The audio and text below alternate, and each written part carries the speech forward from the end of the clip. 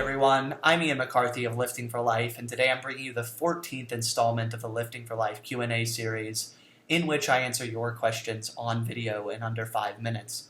And today's question comes from someone on Snapchat who asked, is branched-chain amino acid supplementation beneficial pre-workout if you've gone for 6 or more hours without eating?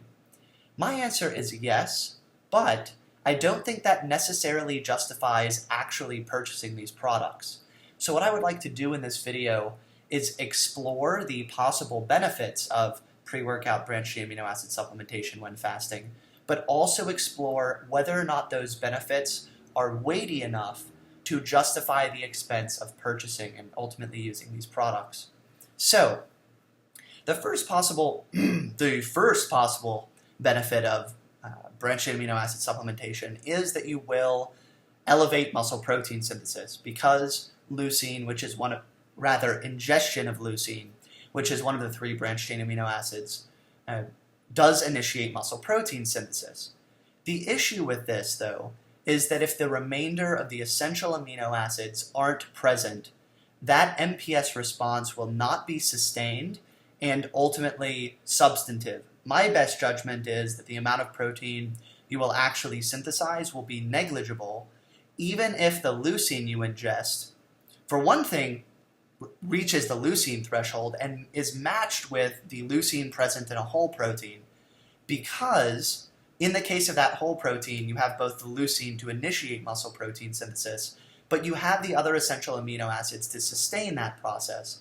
Whereas with branched-chain amino acids alone, and remember you're fasted, so the other EAAs aren't going to be in circulation from previous meals, you will initiate muscle protein synthesis, but it will rapidly drop back down simply because you don't have the remainder of the substrate necessary to continue the process of muscle protein synthesis. So I think that benefit, again, this is my best judgment, not directly pulling from data, would be that benefit is very nearly negligible and ultimately would not justify the expense of using BCAAs, purchasing and using BCAAs. Second possible benefit is you are literally providing substrate, which can be used as an energy source and improve performance. In particular, isoleucine and valine are glucogenic amino acids, which is to say they can be converted to glucose, and they will literally be used as sugar. The issue I have with using a BCAA, I do not know why I'm having such difficulty saying that this evening. The issue I have with using a BCAA supplement as a source of glucose is that you can literally consume carbs. I mean, you could buy glucose and supplement with glucose. For one thing, it would be mechanistically more efficient, but more importantly, it would be profoundly less expensive. So if that's what you want to do, that would be the way to go in my judgment. So once again, I don't think that benefit justifies the expense of these products.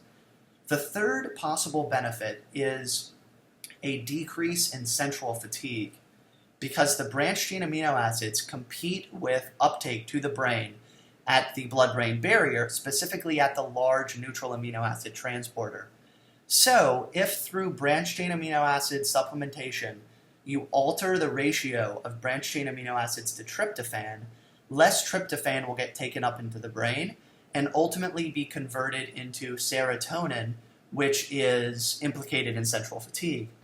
But I'm actually very skeptical of even this benefit in the context of being fasted, because tryptophan isn't going to be in circulation from food you've ingested.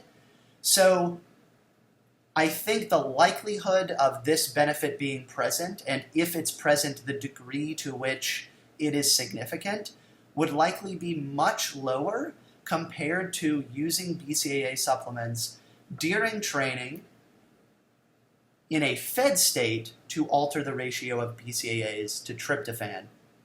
Again, there definitely is an edge of speculation there, but that is my best judgment, and the question was asked to me, so can't offer other folks' opinions. So thank you so much for your time. In conclusion, I would not recommend BCAA supplements to folks training in a fasted state. My suggestion would be consume a bolus of high-quality protein, at least 0.25 grams of protein per kilogram of body weight from a high-quality source like whey pre-workout, something you can tolerate. So if you're lactose intolerant, be cognizant of that. And if you simply get ill after consuming certain protein products, etc., be aware of that. But get the 0.25 grams of high-quality protein per kilogram of body weight pre-workout, and I would additionally suggest a carb source, roughly equivalent quantity of carbs either with that protein or intra-workout, once again just to provide yourself with an energy source so as to try to optimize performance. I don't see how the BCAA supplements would fit into that, and indeed I think you're getting a lot more bang for your buck in not using them.